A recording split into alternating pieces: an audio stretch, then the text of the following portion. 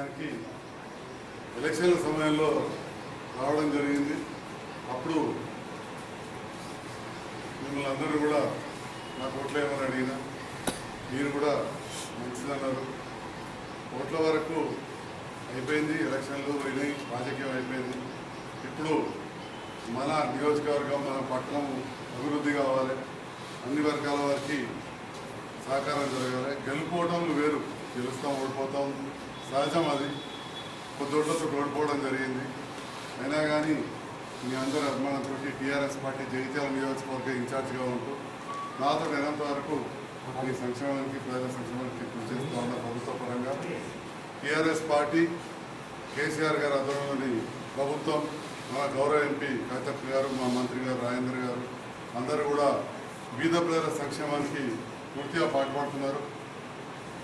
తప్పకుండా మరి ఇప్పటికే ఎన్నో సంక్షేమ పథకాలు పెట్టి వృద్ధులకు 1000 రూపాయలు పింఛన్ చేసి 200 వచ్చేదాన్ని, వితంతువులకు 200 నుంచి 1000 రూపాయలు ఈ రకంగా చేయడం జరిగింది.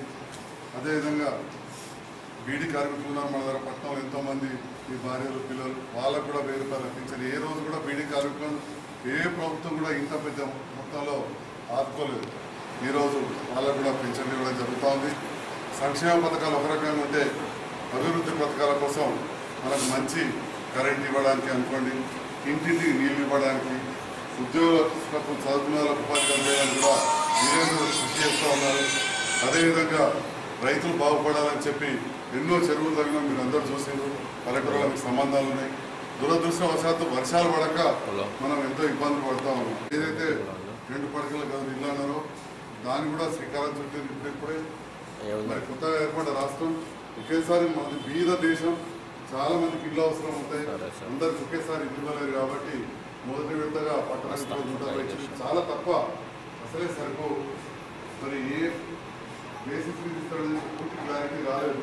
కొంతవరకు వచ్చింది క్లారిటీ, కానీ ఎస్సీలకు 17%, మైనారిటీలకు 12% ఈ రకంగా నాకు వచ్చే సంవత్సరం ఇంకా బాగా పెంచుతామన్నారు. వీలైనంత వరకు అత్యంత కడుపు బీద వాళ్ళకు మాత్రమే. మరి అదేవిధంగా నన్ను మీ సంఘం తరఫున సంఘ భవనానికి